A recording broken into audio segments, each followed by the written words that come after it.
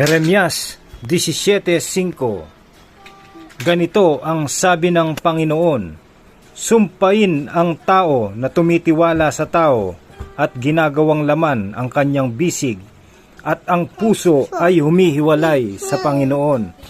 Jeremias 17:5. Awit 55:14.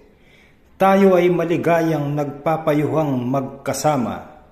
Tayo'y lumalakad na magkaakbay sa bahay ng Diyos.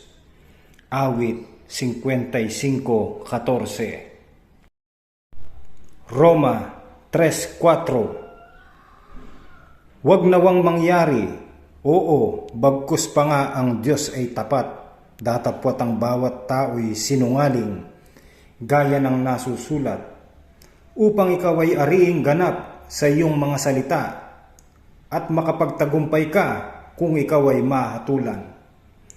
Roma 3:4. Awit 119:172. Awitin ang aking dila ang iyong salita, sapagkat lahat ng mga utos mo ay katwiran. Awit 119:172.